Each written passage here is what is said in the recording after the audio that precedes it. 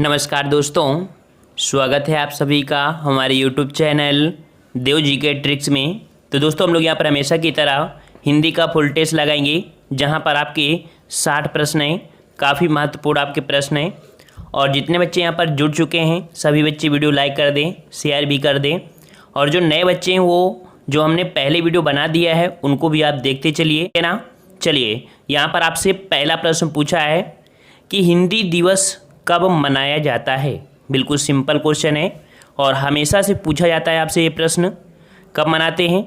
तो बिल्कुल सही जवाब आ रहा है, सभी बच्चों का जवाब आ चुका है। ऑप्शन राइट आपका हो जाएगा यहाँ पर सी नंबर, 14 सितंबर को मनाते हैं। ठीक है ना। हिंदी दिवस कब मनाया जाता है तो आपके 14 सितंबर को मनाते हैं। और याद रखिए कब से मनाया जाता है, तो ये कब से मनाया जा रहा है तो आपके 1953 से मनाया, याद रखना कि 1953 से मनाया जा रहा है। ठीक है ना।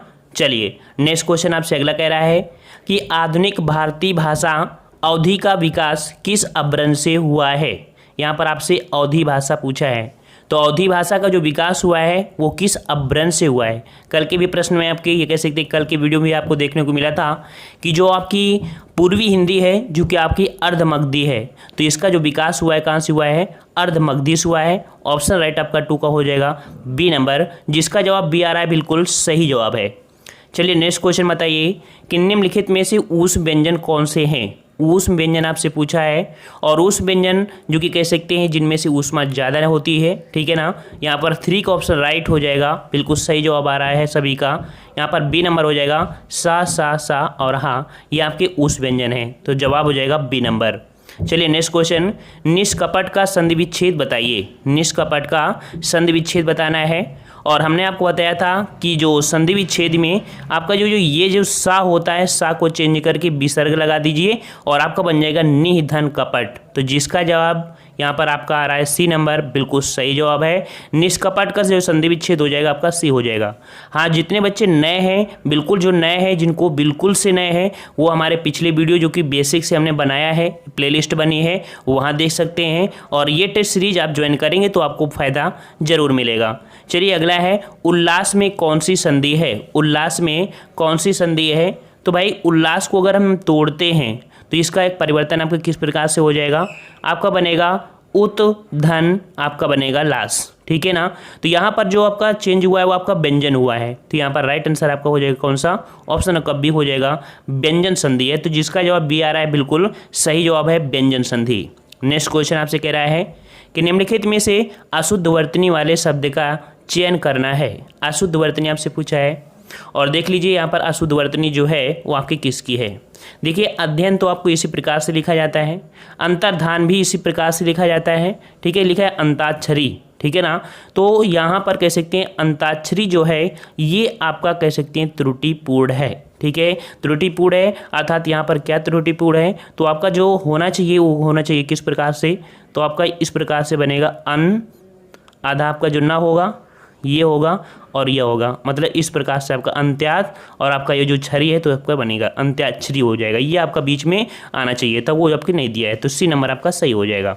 ठीक है ना। अगला है कि शुद्ध वर्तनी वाले शब्द को चुनिए। यहाँ पर आपको शुद्ध वर्तनी पूछा है और शुद्ध वर्तनी जो आप है वो आपकी कौन सी है। 7 का जवाब दीजिए यहाँ पर भाई, सभी लोग जवाब दीजिए, एक साथ दीजिए। तो यहाँ पर सही वर्तनी आपकी जो है वो आपकी हो जाएगा डी, आपकी जो नुपुर है ये बिल्कुल आपका यहाँ पर सही है। अदर 3 ये गलती हैं, तो गलती है तो किस प्रकार से, तो देखो आपको जो ईर्ष्या है, तो ईर्ष्या को हम लोग किस प्रकार से लिखते हैं, इस प्रकार से लिखते हैं, ईर्ष्या लिखते हैं, इस प्रकार से ईर्ष्या लिखते हैं। ठीक है, तो इस प्रकार से ईर्ष्या लिखा जाएगा। पूज्य लिखा है और हमने आपको बताया कि पूज्य किस प्रकार से होगा, तो बड़ा पू आपका होना चाहिए मात्रा यहाँ पर। ठीक है ना।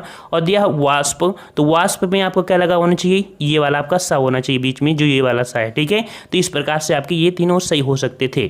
चलिए नेक्स्ट क्वेश्चन आपसे है, हर्ष कामा विषाद कामा विस्मय कामा घृणा आदि भावों को व्यक्त करने के लिए किस विराम चिन्ह का प्रयोग किया जाता है। काफ़ी प्यारा क्वेश्चन, हमेशा से पूछा जाता है आपसे ये प्रश्न।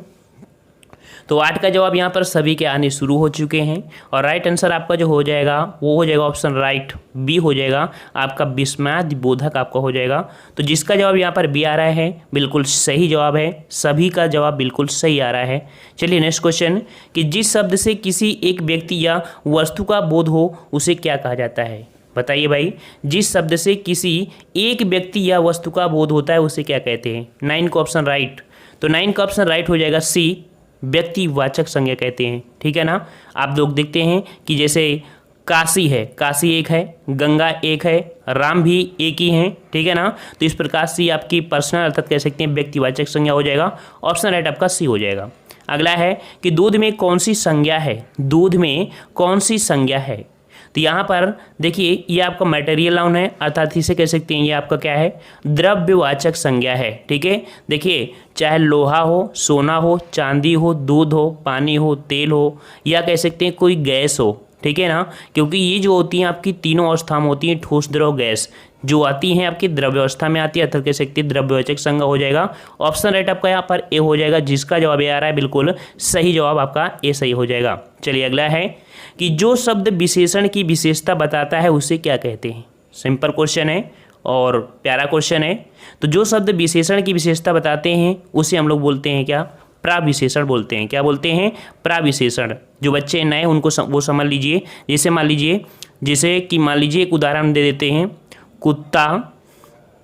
कुत्ता बहुत काला है, बहुत काला है। तो काला यहाँ पर विशेषण है। बहुत जो शब्द है ये आपका इसका विशेषता बता रहा है बहुत काला, तो बहुत यहाँ पर आपका प्राविशेषण हो जाएगा। ठीक है। तो इस प्रकार से ये हो जाएगा प्राविशेषण। चलिए नेक्स्ट करें आपसे, पुल्लिंग शब्द को चुनिए। यहाँ पर आपको पुल्लिंग पूछा है और पुल्लिंग के भी हमने बहुत बार आपको ट्रिक बता भी दिया है।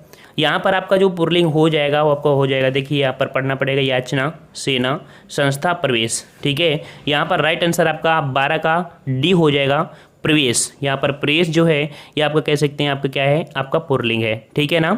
चलिए नेक्स्ट क्वेश्चन आपसे कह रहा है कृत्य प्रत्यय का प्रयोग किया जाता है। देखिए हर एक प्रैक्टिस सेट में मिलता है ये क्वेश्चन, कृत्य प्रत्यय। जो कृत्य प्रत्यय होता है वो किस में लगता है? तो बिल्कुल सिंपल क्वेश्चन है। और ये जो लगता है आपकी क्रिया या कह सकते हैं धातु के अंत में प्रयोग होने वाले जो प्रत्यय होते हैं उसे कृत्य कहते हैं। तो ऑप्शन राइट हो जाएगा ए, जिसका जवाब यहाँ पर ए आ रहे हैं, बिल्कुल सही है। ठीक है ना। समझ में आ गया, हो गया ना, कि क्रिया हो या धातु के अंत में जो प्रयुक्त होते हैं प्रत्यय उन्हें बोलते हैं कृत्य प्रत्यय। ऑप्शन राइट आपका हो जाएगा, यहाँ पर आपका ए हो जाएगा। ठीक है ना। समझ में आया। चलिए नेक्स्ट क्वेश्चन आपसे अगला पूछा गया है कि निम्नलिखित किस शब्द में स्त्री जो प्रत्यय इनका प्रयोग नहीं हुआ है? यहाँ पर आपका जो स्त्री प्रत्यय है आपका इन, तो इनका प्रयोग आपका जो हुआ है किस में नहीं हुआ है? 14 का जवाब दीजिए यहाँ पर सभी लोग। दिया आपका देवरानी, धोबिन, बाघिन, तेलिन। तो बिल्कुल सिंपल है, दिख रहा होगा, देवरानी में आपका इनका प्रत्यय नहीं हुआ है। ठीक है ना। बिल्कुल सही है, सबका जवाब है, बिल्कुल सिंपल क्वेश्चन था। नेक्स्ट क्वेश्चन आपका है संप्रदान कारक का विभक्ति चिन्ह बताइए। संप्रदान कारक, और संप्रदान कारक का जो हो जाता है क्या होता है भाई? को के लिए होता है, को या तो कह सकते हैं के लिए होता है कि नहीं होता है? बिल्कुल सही है। ऑप्शन राइट आपका हो जाएगा यहाँ पर 15 का सी हो जाएगा, को या कह सकते हैं के लिए होता है। ऑप्शन आपका सी हो जाएगा। नेक्स्ट क्वेश्चन आपसे कह रहा है आप किस प्रकार का सर्वनाम है? 16 जवाब दीजिए। आप किस प्रकार का सर्वनाम है?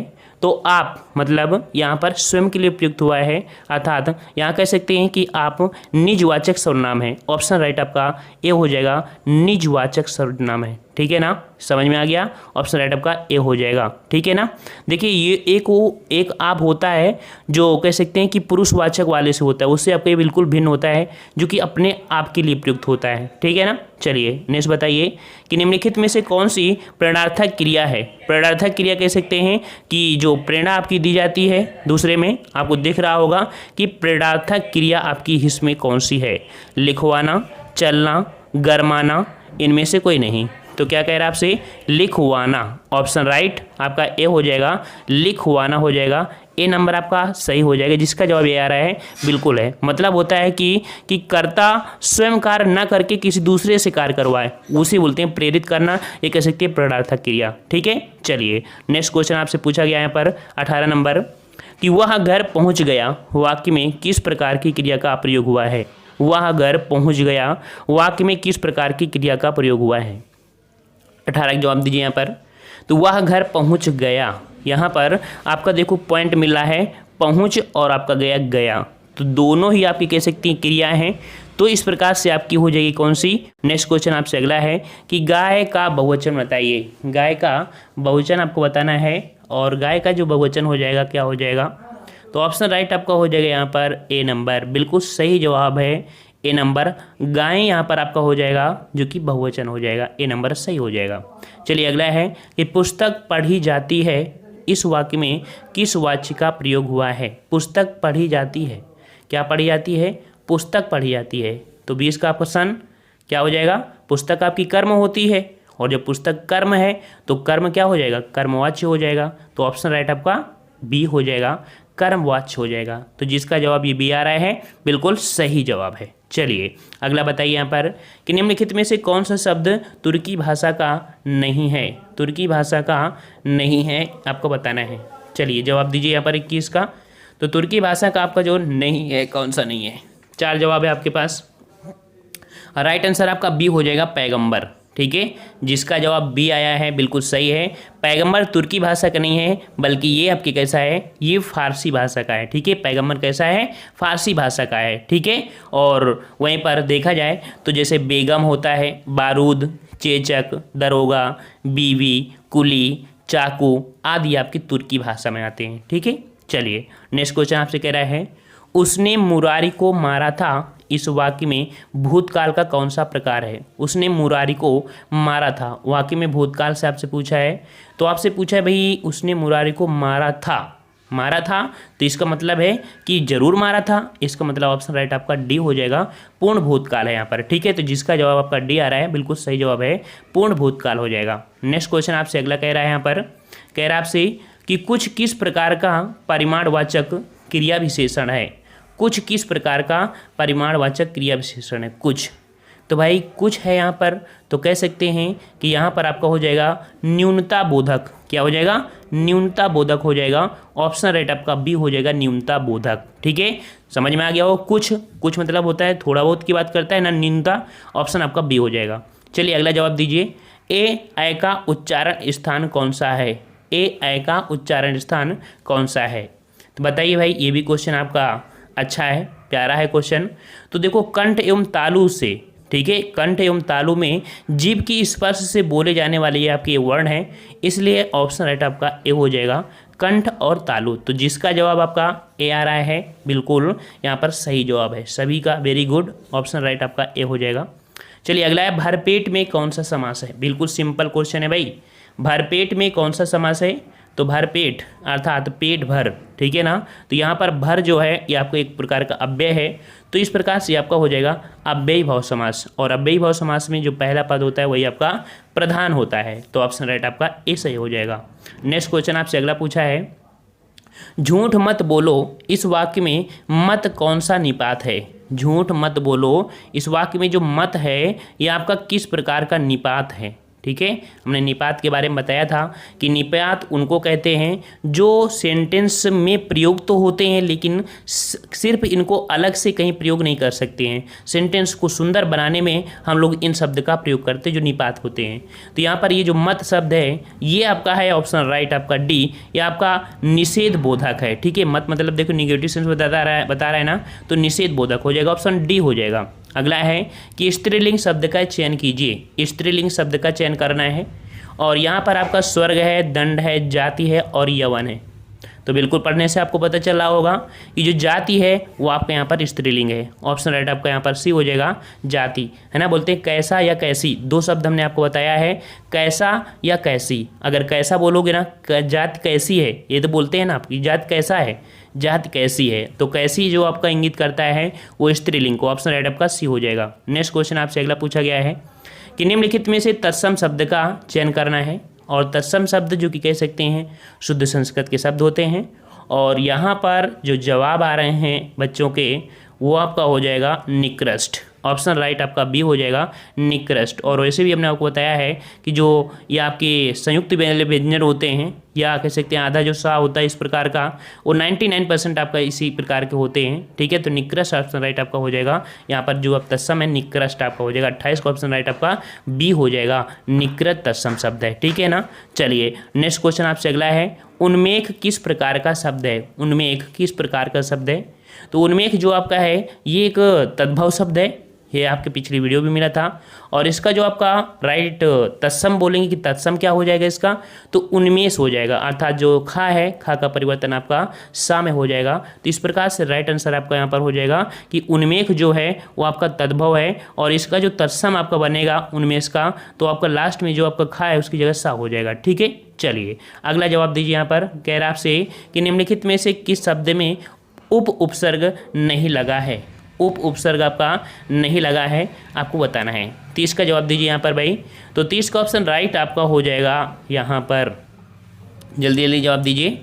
तो यहाँ पर आपका हो जाएगा उप उपसर्ग नहीं लगा है, आपके 30 का ऑप्शन सी हो जाएगा। आपके देख सकते हैं उत्थान में, ठीक है ना, उत्थान में आपका उप उपसर्ग नहीं लगा हुआ है। ठीक है ना, चलिए नेक्स्ट क्वेश्चन आपसे अगला पूछा गया है कि निम्नलिखित में से कौन सा सर्प का पर्यायवाची नहीं है, सर्प का पर्यायवाची नहीं है। आप लोग पर्यायवाची पढ़ते रहिए भाई, सुबह शाम रिवीजन करते रहिए। अगर आप चाहते हैं कि नहीं हिंदी में हम 60 में 55 या कह सकते हैं कि 45 प्लस लाएं, तो आपका फर्ज बनता है कि विलोम शब्द, पर्यायवाची, अनेकार्थी शब्द ये आपको रटना ही पड़ेगा। ठीक है ना, तो यहाँ पर सर्प का जो पर्यायवाची आपका नहीं है वो आपका हो जाएगा 31 का ऑप्शन राइट आपका सी, आपका हिरण्य। ठीक है, सी आपका हो जाएगा। हिरण्य सर्प का पर नहीं होता है, ये आपके सोना का पर्यायवाची होता है। ठीक है ना, सर्प के पर्यायवाची देखा जाए तो उरग, फरड़ी, पन्न आदि होते हैं। ठीक है, चलिए नेक्स्ट क्वेश्चन, क्वेश्चन नंबर आपका 32 है कि निम्नलिखित में से कौन सा शब्द विशेषण नहीं है, कौन सा शब्द विशेषण नहीं है।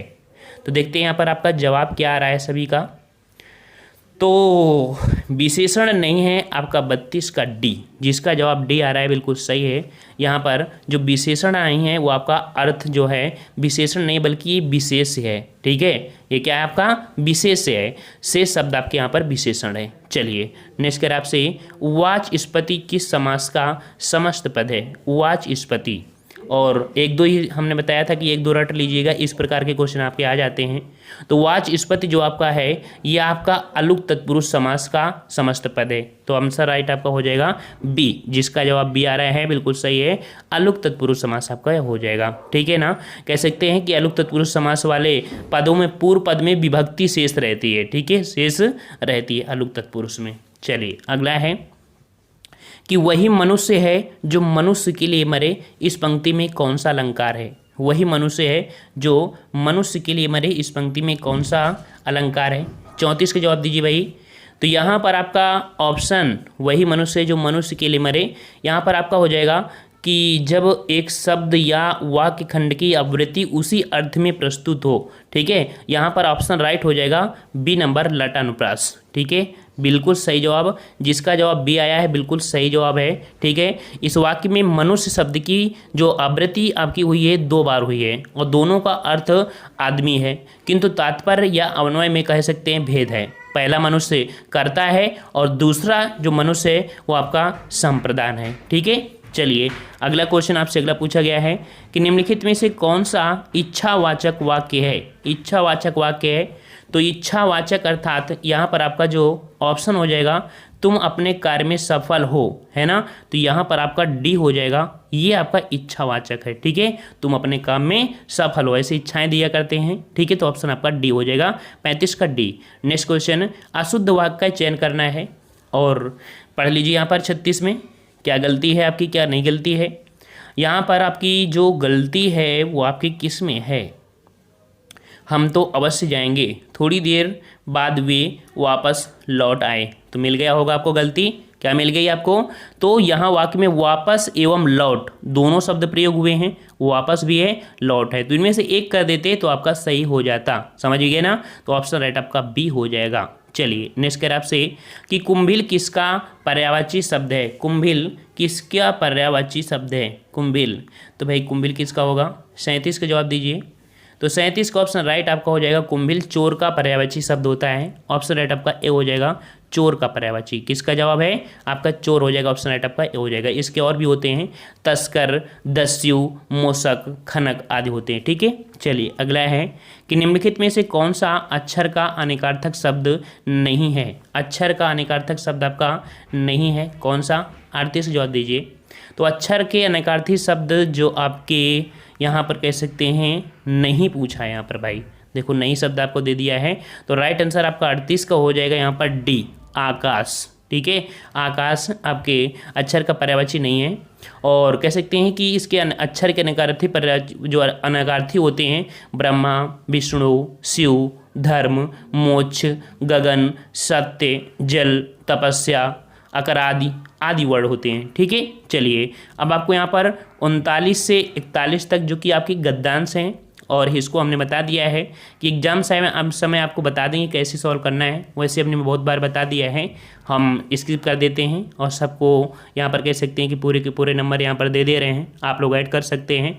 हम लोग 42 नंबर से स्टार्ट करते हैं, और 42 नंबर जो कि आपसे पूछा जा रहा है यहाँ पर कि निम्नलिखित में से कौन सा शब्द सफल का विलोम नहीं हो सकता, सफल का विलोम नहीं हो सकता है, चलिए बताइए। तो यहाँ पर 32 का जो आपका जवाब हो जाएगा वो क्या हो जाएगा?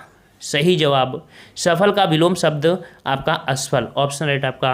यहाँ पर जो कह सकते नहीं हो सकता है वो आपका कुफल, ये आपको कह सकते हैं सफल का विलोम नहीं हो सकता है। वहीं पर देख सो अफसल, आप कह सकते हैं असफल, विफल, निष्फल ये आपके हो सकते हैं, लेकिन कुफल आपको यहाँ पर नहीं होगा। ठीक है ना, समझ में आ गया ना। चलिए नेक्स्ट क्वेश्चन आपका कह रहा है यहाँ पर कि ठेठ हिंदी का ठाठ किसकी रचना है? बहुत बार क्वेश्चन आपके पूछा गया है, ठेठ हिंदी की ठाठ किसकी रचना है? तो 43 का ऑप्शन राइट आपका ये हो जाएगा अयोध्या सिंह हरिऔध उपाध्याय। ठीक है, मतलब जो ऑप्शन आपका ए है बिल्कुल सही है। और जब भी किसी का उपनाम होता है तो आपका सिंगल इन्वर्टेड कामा में होता है, जिस प्रकार से आपको ये देखने को मिल रहा होगा। ठीक है, जवाब ऑप्शन ए हो जाएगा। अगला है कि जिसके हृदय में ममता नहीं है, वाक्यांश के लिए एक शब्द आपको बताना है। जिसके हृदय में ममता नहीं है, चलिए बताइए क्या कहते हैं उसे? तो इसे कहते हैं, बिल्कुल यहाँ पर कुछ बच्चों के जवाब आ रहे हैं, साथ में जवाब दीजिए भाई, तब मज़ा आएगा।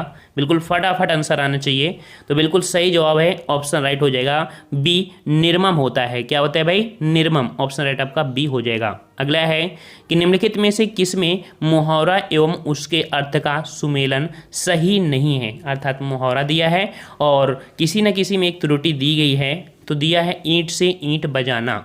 क्या दिया है? ईंट से ईंट बजाना, बिल्कुल जो कि कह रहे हैं कि युद्धात्मक विनाश लाना।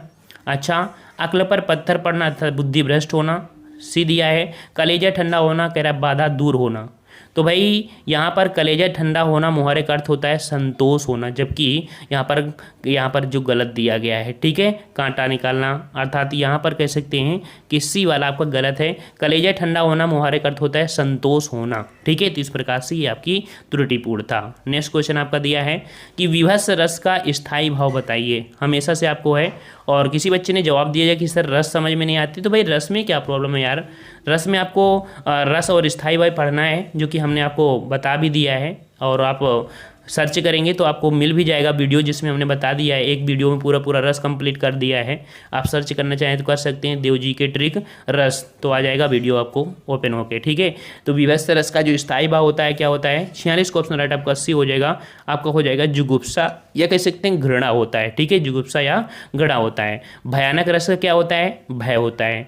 और वीर रस का क्या होता है? उत्साह होता है। अद्भुत रस का स्थायी भाव क्या होता है? तो विस्मय होता है। ठीक है ना। चलिए यहाँ पर 47 नंबर आपका दिया है, और 47 नंबर भी लगभग आपको हम इसे कह सकते हैं कि इसे स्किप कर देते हैं, क्योंकि लगभग बच्चे इसे सॉल्व करने लगे हैं। ठीक है ना, समय लग जाता है, तो इसलिए 47 वाले को हम यहाँ पर छोड़ देते हैं और आते हैं 48 नंबर में। चलिए बताइए कि छंद पढ़ते समय आने वाले विराम को क्या कहते हैं? छंद पढ़ते समय आने वाले विराम को क्या कहते हैं? बताइए भाई। 48 के जवाब, तो यहाँ पर 48 जवाब हो जाएगा यति कहते हैं। क्या बोलते हैं भाई? इसे यति बोलते हैं। ऑप्शन राइट आपका ए हो जाएगा। ठीक है, छंद पढ़ते समय आने वाले को क्या बोलते हैं? यति बोलते हैं। ठीक है, चलिए नेक्स्ट कह रहा है आपसे यहाँ पर कि कबीर दास की भाषा कौन सी थी? बिल्कुल सिंपल क्वेश्चन है। कबीर दास की जो भाषा थी वो कैसी थी? कैसी थी भैया? सभी का जवाब आना चाहिए। ऑप्शन राइट बिल्कुल सही है। ऑप्शन राइट आपका बी हो जाएगा, सधुक्कड़ी थी। कैसी थी भैया? पंचमेण खिचड़ी ये कह सकते हैं आपकी सधुक्कड़ी। ऑप्शन राइट आपका बी हो जाएगा। अगला दिया है अधिसूचना का अंग्रेजी अनुवाद क्या है? अधिसूचना, तो अधिसूचना का जो होता है आपका क्या होता है? इसका होता है जो आपके पास हम लोग बोलते हैं नोटिफिकेशन आया कि नहीं आया, ठीक है ना। तो इसका होता क्या है, नोटिफिकेशन आता है, ठीक है ना। तो ऑप्शन राइट आपका बी हो जाएगा। अधिसूचना का अंग्रेजी अनुवाद होता है नोटिफिकेशन। ऑप्शन राइट आपका सी सही हो जाएगा, ठीक है। चलिए नेक्स्ट क्वेश्चन आपसे अगला है कि निम्नलिखित में से कौन सा रूढ़ शब्द है, कौन सा रूढ़ शब्द है। रूढ़ शब्द मतलब वो होता है जिन शब्दों का हम लोग खंडन या सार्थक खंड नहीं हो सकते हैं, उन्हें रूढ़ शब्द कहते हैं। समझ में आया। मान लीजिए जैसे पंकज है, पंकज को अगर तोड़ेंगे तो अलग अलग इसका अर्थ नहीं निकलेगा, है ना। तो इस प्रकार से यहाँ पर राइट आंसर आपका जो हो जाएगा वो आपका हो जाएगा ऑप्शन राइट 51 का ऑप्शन राइट आपका हो जाएगा यहाँ पर आपका सी हो जाएगा नाक। देखो रूढ़ शब्द आपसे बोला है, रूढ़ शब्द है पूछा है। देखो पंकज तो एक कह सकते हैं कि बहुब्री समास होता है, लंबोदर बहुब्री हो जाएगा, दूध वाला यौगिक हो जाएगा, यहाँ पर नाक हो जाएगा भाई, ठीक है। पंकज को तोड़ेंगे, पंकज को तोड़ नहीं सकते हैं, अर्थात एक विशेष अर्थ निकलता है जो कि एक बहुब्री में होता है, ठीक है। तो यहाँ पर बिल्कुल सही है, सी नंबर आपका हो जाएगा, ठीक है। नाक को हम तोड़ेंगे अर्थात अलग अलग करेंगे, कोई अर्थ नहीं निकलेगा, ठीक है। तो सी होगा भाई, ठीक है। तो ध्यान दीजिएगा। चलिए नेक्स्ट क्वेश्चन आपका 52 नंबर है। कह रहा है आपसे यहाँ पर कि निम्नलिखित में से कौन सा विलोम शब्द युग्म त्रुटिपूर्ण है।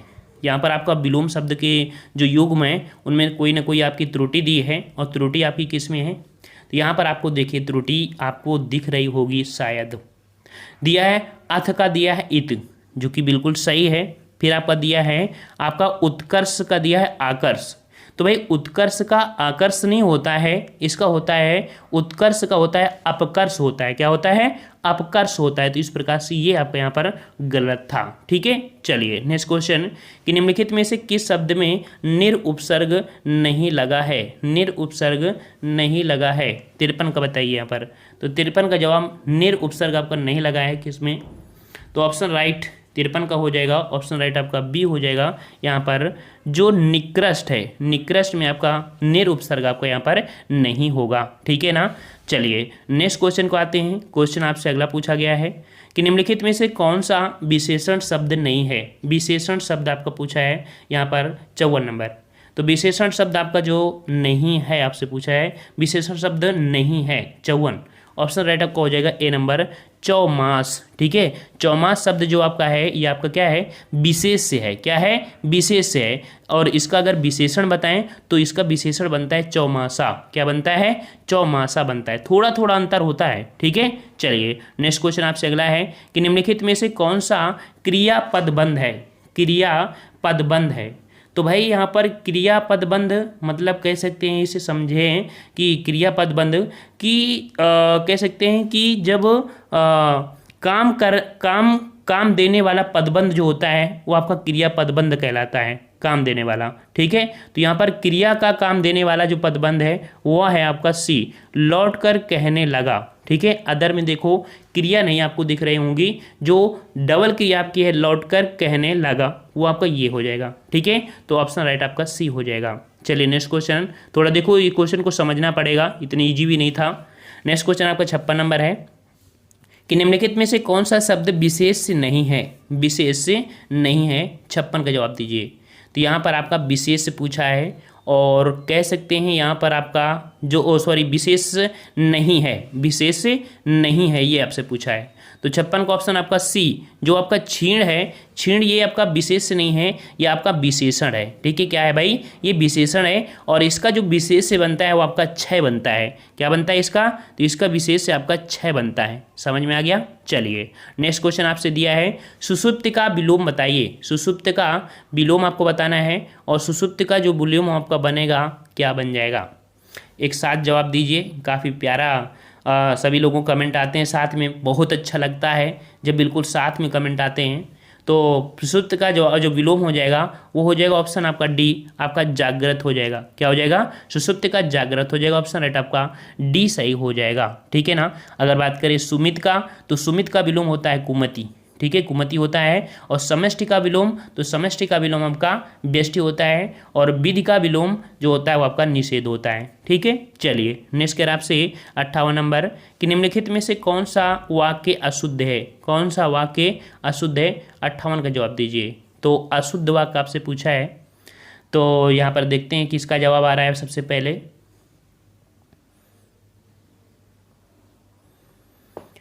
देखिए यहाँ पर आपसे कह रहा है ए नंबर, देखिए ए नंबर आपका है, तब शायद यह काम जरूर हो जाएगा। ठीक है, तब शायद यह काम जरूर हो जाएगा। यह वाक्य शुद्ध है, कैसे? क्योंकि शायद एवं जरूर का प्रयोग एक साथ नहीं हो सकता है, याद रखिएगा। शायद और जो जरूर है भाई, जब शायद है तो जरूर की बात लगना ही नहीं चाहिए ना, तो इस प्रकार से आपका ए नंबर आपका सही हो जाएगा। ठीक है, ये आपका अशुद्ध वाक्य था। चलिए नेक्स्ट क्वेश्चन आपका 59 है, नालायक में कौन सा समास है? नालायक में कौन सा समास है? और नालायक हमने आपको बताया था कि जैसे कि कोई निगेटिव सेंस आपको दर्शाता है ना, तो ये जो आपका हो जाएगा निषेधात्मक जो वाक्य होता है उसे बोलते हैं हम लोग न तत्पुरुष समास। तो जिसका जवाब यहाँ पर ए आ रहा है, बिल्कुल सही जवाब है, न तत्पुरुष समास आपका हो जाएगा। ठीक है ना, यहाँ पर नालायक और भी हमने आपको ढेर सारे उदाहरणों को बताया था। ठीक है, जैसे आपका अनंत हो गया, असंभव हो गया, ये जो आपके निगेटिव सेंस होते हैं वो आपके न तत्पुरुष समास में आते हैं। ठीक है, ऑप्शन राइट आपका ए हो जाएगा। और यहाँ पर 60 क्वेश्चन आपके लिए बताना है कि मोहन ने कहा कि वह नहीं आएगा। इस वाक्य में वह नहीं आएगा, ये जो आपका है ये आपका है क्या? वह नहीं आएगा, ये आपसे पूछ रहा है।